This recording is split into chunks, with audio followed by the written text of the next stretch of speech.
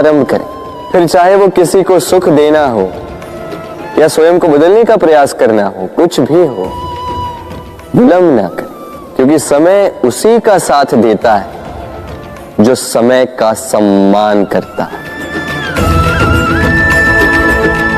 राधे राधे। मीठा पानी सबको भाता है, परंतु खारा पानी किसी को नहीं भाता। अब सोचने वाली बात यह है कि मोती समुद्र की गहराइयों में ही बनता है, खारे पानी के मध्य में रहकर, हर क्षण भक्षकों से टकराकर, अपने अस्तित्व को दांव पर लगाकर ही सीप मोती प्रदान कर पाती। कभी सोचा है क्यों? क्योंकि बिना संकटों का सामना किए, बिना विषम परिस्थितियों में उलझे आपको सुख प्राप्त नहीं होगा। इसलिए निडर होकर संकटों का सामना कीजिए और मेरे साथ प्रेम से कहिए, राधे राधे। हम सब समय की महत्ता को पहचानते हैं। समय ही हमें बनाता है, समय ही हमें नष्ट कर देता है। कभी समय ठीक चलता है तो कभी बहुत ही खराब समय आता है। विचित्र बात यह है कि हम फिर भी समय को ही नष्ट करते हैं। स्मरण रखिएगा, समय केवल जाता है, कभी आता नहीं। इसलिए समय की प्रतीक्षा में समय व्यर्थ ना करें। जो भी करना है आज अभी इसी क्षण प्रारंभ करें, फिर चाहे वो किसी को सुख देना हो या स्वयं को बदलने का प्रयास करना हो, कुछ भी हो, विलंब ना करें, क्योंकि समय उसी का साथ देता है जो समय का सम्मान करता है।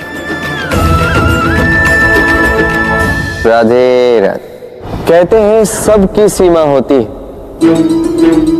कठिनाइयों की, पीड़ा की, संकट की, अंधकार की भी। यदि किसी की सीमा नहीं होती तो केवल कड़े परिश्रम की। आपने देखा तो होगा, रात कितनी भी काली हो, सितारे परिश्रम से उससे लड़ते रहते हैं और अंत में सवेरा आ ही जाता। आंधियां पंछियों के बसेरे को तहस नहस कर देती, किंतु पंछियां अपने परिश्रम से उसे पुनः बना ही लेती, क्योंकि सीमित को असीमित से हारना पड़ता और परिश्रम असीमित। राधे राधे। बहती नदियां कितनी सुंदर होती हैं, पावन होती हैं। जहां से जाती है वहां एक नया जीवन प्रदान करती, धरा को सींचती, अकाल को दूर रखती, और कदाचित इसीलिए नदी को मां समान पूजा जाता है। किंतु क्या कभी आपने सोचा है कि नदी जन्म कैसे लेती? क्या ये प्रारंभ से ही इतनी विशाल और वेगवती होती है? नहीं, वर्षा की छोटी छोटी बूंदें गिरकर मिलती एक सूक्ष्म धारा बनाती। ये धारा पर्वतों के हिम को काटते हुए, स्वयं में पिघलाते हुए, जल प्रपातों से गिरती, चट्टानों से टकराती और फिर जाके नदी बनती। इसी प्रकार ऐसे ही सीधे सीधे कोई महान नहीं बन जाता। छोटे छोटे प्रयास मिलकर एक विशाल व्यक्तित्व बनाते। इसलिए जीवन में प्रयास करते रहिए, अस्तित्व अपने आप ही बन जाए। राधे राधे।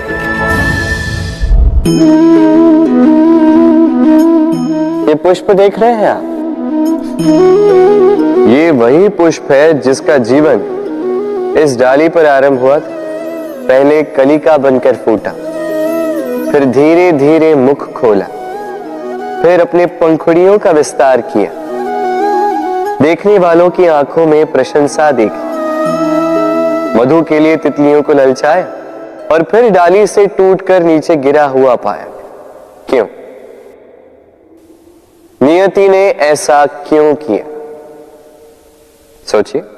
क्योंकि उस डाली पर टिके रहना इस पुष्प के जीवन का ध्येय कभी था ही नहीं। अब या तो ये पुष्प देवताओं के मस्तक पे सुशोभित होगा, या किसी स्त्री के आभूषण में गूंथा जाएगा, या किसी के प्रेम प्रदर्शन का माध्यम बनेगा। देखिए, जीवन में लक्ष्य को पाना है तो यात्रा से भय नहीं होना चाहिए। अपना अस्तित्व बनाना है तो उनकी छाव से दूर जाना ही पड़ेगा जिन्होंने आपको अस्तित्व में लाया। यही जीवन की निरंतरता है। राधे राधे।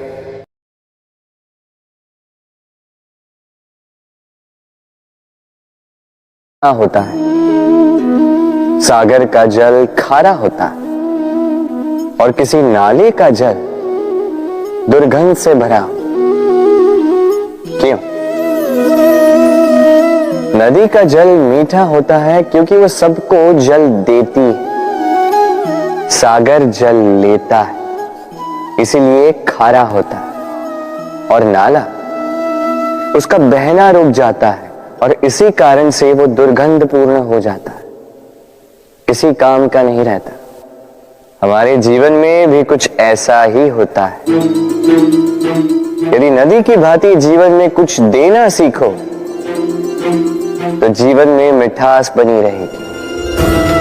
यदि सागर की भांति बांटने के स्थान पर केवल संचय करते रहो तो मन में खटास बढ़ती रहेगी। और यदि नाले की भांति बहना छोड़ दो, कर्म करना छोड़ दो तो किसी काम के नहीं रहोगे। इसलिए बिना किसी विराम के कर्म करते रहो और जो कुछ भी आपके पास है उसे बांटना सीखो। मन प्रसन्न होकर बोलेगा, राधे राधे।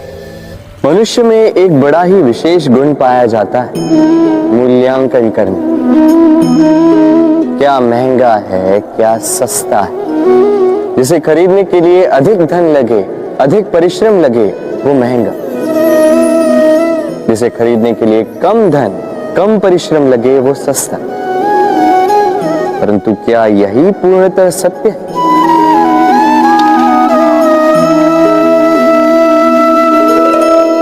अब आपके सामने एक पात्र है जिसमें जल भरा है और एक सोने का सिक्का। बताइए, इन दो वस्तुओं में अधिक महंगा क्या है? आप कहेंगे सीधी सी बात है, सोने का सिक्का ही अधिक महंगा होगा। इस सोने के सिक्के से आप ऐसे कई सारे जल के पात्र खरीद सकते हैं। चलिए, उचित। अब सोचिए, यदि आप किसी मरुस्थल के बीचों बीच फंसे, प्यास से तड़प रहे, तब क्या महंगा होगा? तब तो आप इस एक घूंट जल के लिए अपने जीवन भर की कमाई पाई पाई यूं ही गंवाने के लिए सज्ज हो जाएंगे। स्मरण रखिएगा, जीवन में महंगी या सस्ती वस्तु नहीं, परिस्थिति होती। और आवश्यकता पड़ने पर जो काम आ, उससे अमूल्य इस संसार में और कुछ भी नहीं। राधे राधे। ये है सुई और ये है तलवार। अब आप बताइए, आपके दृष्टिकोण से इन दोनों वस्तुओं में से क्या अधिक शक्तिशाली और महत्वपूर्ण होगा? आप कहेंगे तलवार ही अधिक शक्तिशाली या महत्वपूर्ण है। चलिए मानते हैं तलवार अधिक भारी होती है। तलवार युद्ध में आपको विजय दिलाती है, शत्रु का विनाश करती है, किंतु तलवार से कभी आप आपके वस्त्र सी नहीं पाएंगे। यदि पांव में कांटा चुभ जाए तो उसे आप तलवार से नहीं निकाल सकते। आपको सुई का उपयोग करना ही होगा। अब बताइए, तलवार को पाने के पश्चात ऐसे इस प्रकार सुई को खो देना क्या उचित होगा?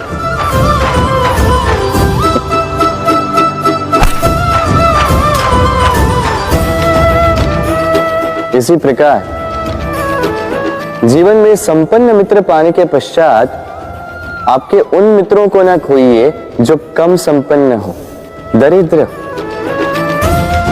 क्योंकि वो आपके साथ तब थे जब आप कुछ भी नहीं थे, और आवश्यकता पड़ने पर वही आपके काम आने वाले हैं, संपन्न मित्र नहीं। तो जिससे प्रीत की है उससे मीत निभाई, चित आनंद से जागे।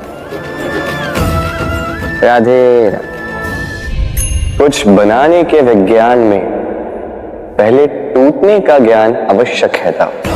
नई सोच बनाने के लिए पुरानी रीतियों को तोड़ना आवश्यक है। ये यात्रा, ये सीख केवल राधा के लिए नहीं बल्कि सभी के लिए। फिर सभी को इस दुर्गम और जटिल पथ से जाना ही होगा। मनुष्य भावनाओं में बहकर कभी कभी ऐसे अनुचित निर्णय ले लेता है जिसके कारण वो जीवन भर पश्चाताप करता है, किंतु जब कुछ खो कर पाता है उसे वो सहेज कर रखता है। बबूल का पेड़ कितना विशाल होता है, पीपल का पेड़ भी विशाल होता है, किंतु क्या आपने कभी सोचा है क्यों बबूल के पेड़ को काट के उसका उपयोग किया जाता है और क्यों पीपल के पेड़ को पूजा जाता है? इसलिए क्योंकि पीपल का पेड़ उसके नीचे बैठे पथिक को छाया देता है, अपनी डाली पर असंख्य पंछियों को बसेरा देता है, किसी को काटे चुबाकर दूर नहीं करता बल्कि उसे शीतल छाया देकर उसकी थकान हर लेता। इस संसार में यदि आपको सम्मान पाना है तो पीपल की भांति ही बनना होगा। कुछ देना सीख, आनंद, सुख, शीतलता बांटना सीखो, और कांटों की भांति कभी किसी को कष्ट ना दो। सम्मान स्वयं चल के आपके पास आएगा, और मन प्रसन्न होकर बोलेगा राधे राधे। हम सब ये मानते हैं कि हमें जीवन में कभी न कभी किसी न किसी स्थान पर प्रेम होता ही, फिर चाहे वो माता पिता को संतान से हो, ज्ञानी को ज्ञान से हो, किसी कलाकार को कला से हो, आदि इत्यादि। किंतु क्या वास्तव में ये प्रेम ही है? मोह भी तो हो सकता है। अब आप पूछेंगे कि प्रेम और मोह में अंतर क्या? अंतर है बंधन का, जो आपको बांधे वो मोह है। प्रेम में, प्रेम वो जो आपको मुक्त कर विकास की ओर भेजे।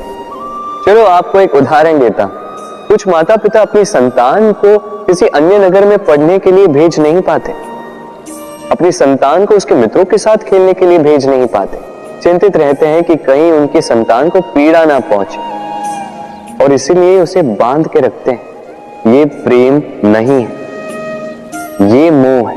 क्योंकि यदि ये प्रेम होता तो वो चाहते कि संतान माता पिता की छांव से बाहर निकलकर इस संसार को देखे, उसे समझे, उससे ज्ञान ले, अपनी अनुभवों से सीखकर अपना स्वयं का एक व्यक्तित्व बनाए।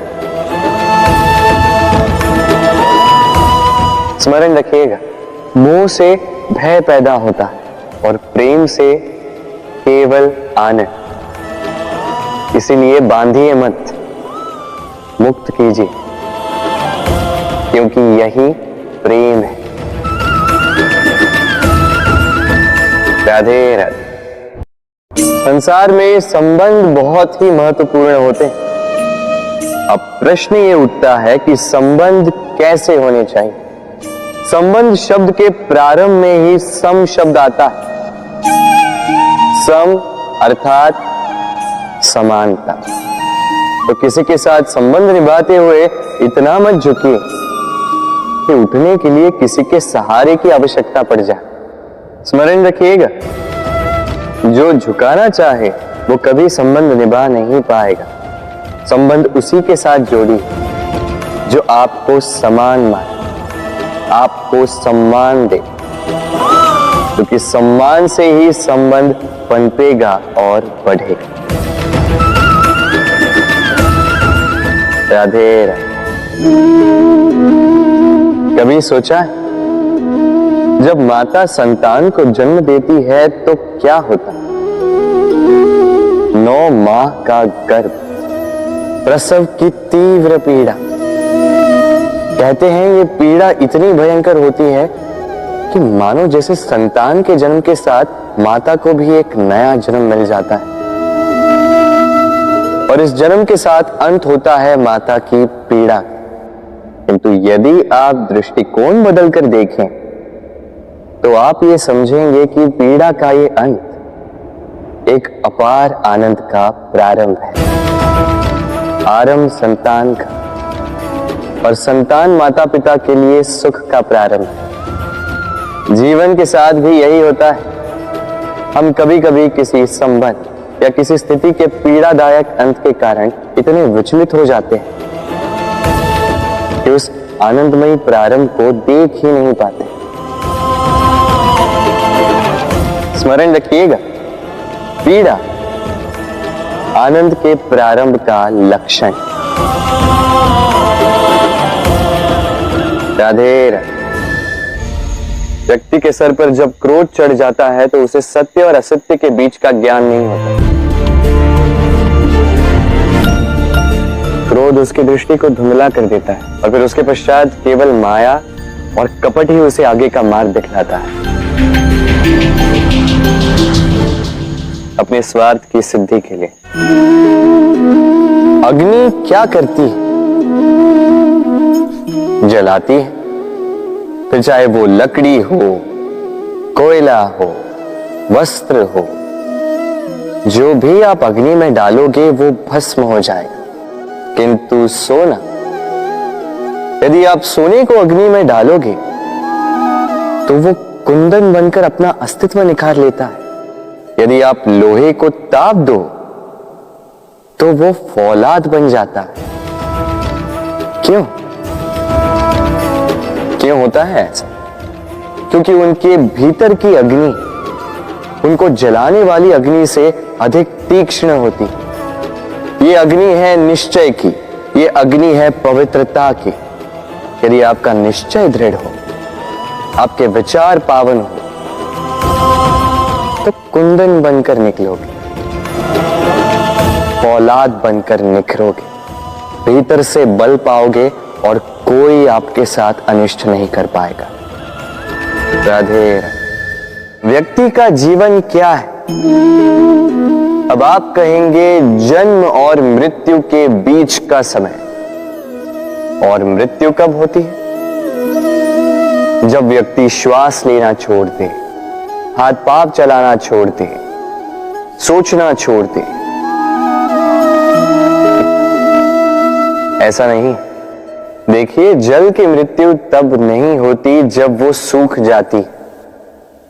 जल की मृत्यु तब होती है जब वो प्यास बुझाना बंद कर देती है। सूर्य की मृत्यु तब नहीं होती जब उस पर ग्रहण लग जाए या जब सूर्यास्त हो जाए। सूर्य की मृत्यु तब होती है जब वो भविष्य में इस संसार के जीवों को प्रकाश की आशा देना छोड़ दे। उसी प्रकार मनुष्य का अंत, उसकी मृत्यु तब होती है जब उसके भीतर की करुणा का अंत हो जाए।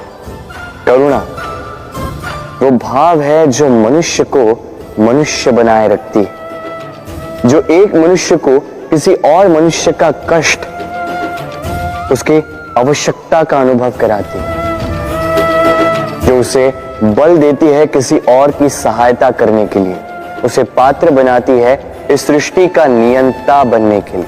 देखिए, संसार में मृत्यु केवल एक बार होती, तो उससे पूर्व क्यों मरना?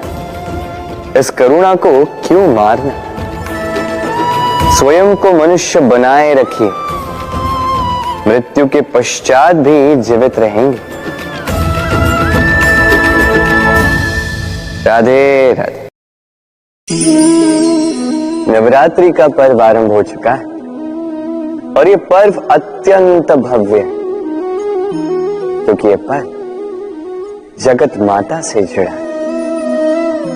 मां, कितना छोटा सा शब्द है, किंतु ठीक से देखो तो समस्त संसार इसी शब्द में समा है। मां जो अपनी संतान के लिए हर संभव प्रयास करती है, कुछ भी करने के लिए सज्ज रहती है। मां जिसका सबसे बड़ा गुण निश्चलता, मन में ना कोई पूर्वाग्रह, ना कोई भेदभाव, ना कोई छल कपट, और इतनी भोली होती है मां। संतान भले ही झूठा रो दे, मां को लगता है कि कदाचित वास्तव में भूख लगी होगी। मां चाहे जन्म देने वाली हो चाहे पालने वाली, स्वर्ग, ये स्वर्ग हमें मां के चरणों के नीचे ही प्राप्त होता है। इसी मां को हमारा शत शत प्रणाम। राधे। सहनशीलता मां का दूसरा सबसे बड़ा गुण।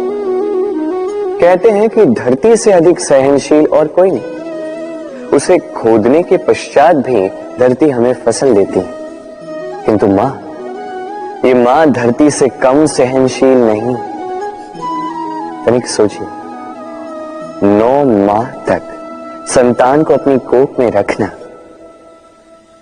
क्या ये सहनशीलता कोई पुरुष दिखा सकता? क्या ये सहनशीलता कोई पिता दिखा सकता है? स्त्री में शील भले, सहनशीलता की परिभाषा उसे मां बनने के पश्चात प्राप्त होती है।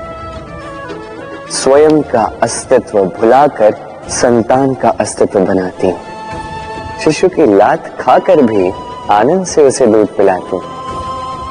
ये होती है मां, और इसी मां जननी को हमारा शत शत प्रणाम। राधे राधे। मां का एक और सबसे महान गुण, स्वयं को ढालने की अद्भुत शक्ति। जिस प्रकार एक मां स्वयं को ढाल सकती है और कोई नहीं कर सकता। मां एक महानदी की भांति है, जिसकी ऊर्जा असीमित है किंतु अहंकार बिल्कुल नहीं। जिस प्रकार एक नदी ढलान के अनुरूप मुड़ जाती है, उसी प्रकार एक मां अपनी संतान के अनुरूप ढल जाती है, चाहे जैसी भी परिस्थिति हो। उसके सोने के समय के अनुरूप स्वयं का सोना, उसके जागने के समय के अनुरूप स्वयं का जगना। संतान की इच्छा का भोजन वो स्वयं का मनपसंद भोजन बना लेती है।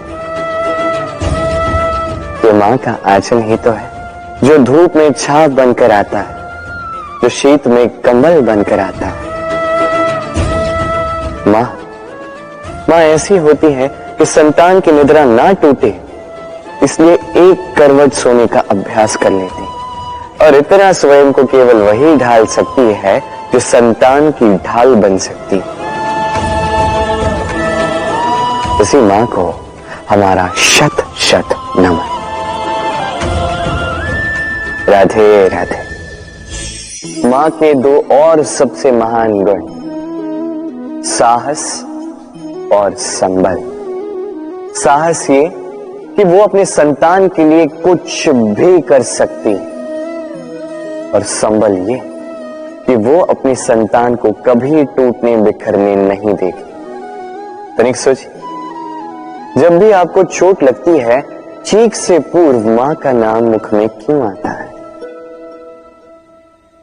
तनिक सोचिए, जब आपको बल की आवश्यकता होती है, साहस की आवश्यकता होती है, आगे आप अपना मार्ग देख रहे हैं जो अत्यंत कठिन प्रतीत हो रहा है, तब मुख से मां की ही शपथ क्यों निकलती?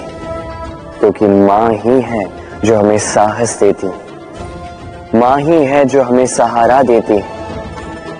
मां जानती है कैसे हमारी उंगली पकड़ के हमें चलना सिखाना है। मां ये भी जानती है कि कैसे कान पकड़ के हमें उचित मार्ग पर लाना है। इसी साहसी मां को हमारा शत शत नमन। राधे राधे।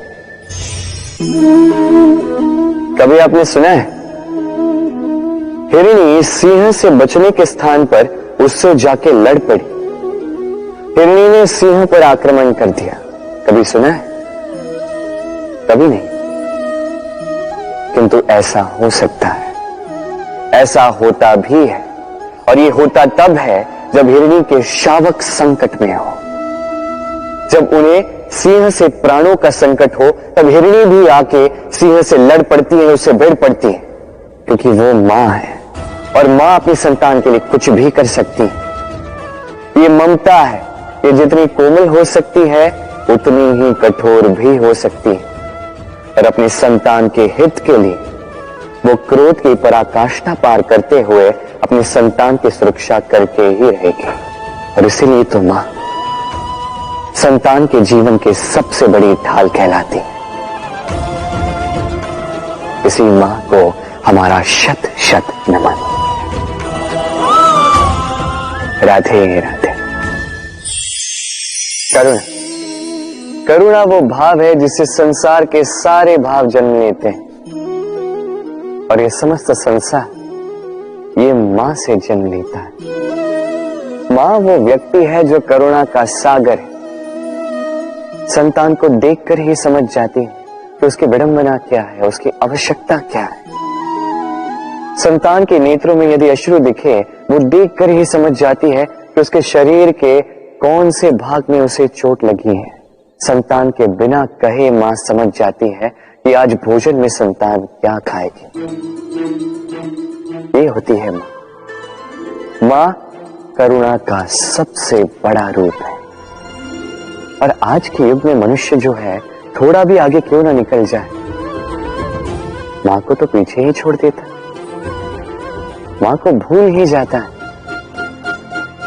ये भूल आप कभी ना करें, कभी ना करें, क्योंकि मां वो करुणा है जो यदि आपके जीवन से चली गई उसके पश्चात आप जीवन अवश्य जिएंगे, किंतु कभी जीवन जी नहीं पाएंगे। उसके पश्चात आपके जीवन से आपका ये मूल्यांकन, आपके जीवन से करुणा का ये भाव, ये भी आप खो दोगे। आपकी मां सबसे अधिक महत्वपूर्ण है। यदि मां को खो दिया तो समझ लीजिए सब कुछ खो दिया। इसलिए मां को सदैव स्मरण रखिए, सदैव उसे प्रेम दीजिए, और मेरे साथ कहें राधे राधे। आज विजयदशमी, वो दिन है जब श्री राम ने रावण का वध किया। वो दिन है जब श्री राम ने लंका पर विजय प्राप्त की। लोग कहते हैं कि यह अच्छाई की बुराई पर विजय का प्रतीक है। इसे देखने का एक और रूप भी है। जी हां, ये प्रेम के विजय का भी प्रतीक है। ये परिवार के विजय का भी प्रतीक है। आपको तो ज्ञात होगा ही कि रावण महाज्ञानी था, महाशक्तिशाली था, महादेव का परम भक्त था रावण। अब जो व्यक्ति कैलाश पर्वत उठा सकता था, वो व्यक्ति स्वयं एक कटे हुए वृक्ष की भांति श्री राम के चरणों में गिरा हुआ था। क्यों? क्योंकि राम के साथ लक्ष्मण था, वही रावण के साथ विभीषण भी नहीं था। एक और परिवार में बढ़ता प्रेम था, तो दूसरी ओर परिवार में बढ़ती दरार। स्मरण रखिए, यदि संसार पर विजय प्राप्त करनी है तो सर्वप्रथम परिवार में प्रेम बनाए रखना होगा। परिवार में केवल प्रेम बढ़ाइए, द्वेष कभी नहीं। आप सदैव सुखी रहें और जीवन की हर बाधा पर आप विजय प्राप्त करें। राधे राधे। देखिए, कल जो आने वाला है उसके लिए आज को व्यर्थ करना अनुचित है। हमें इस प्रकृति से यही सोच, यही सीख पानी चाहिए। आज का ये क्षण ये कल नहीं आएगा, और कल जो क्षण आने वाला है वो आज को किसी भी प्रकार से प्रभावित नहीं करता। बस इसी सीख को ध्यान में रखते हुए आप सभी निश्चिंत रहिए,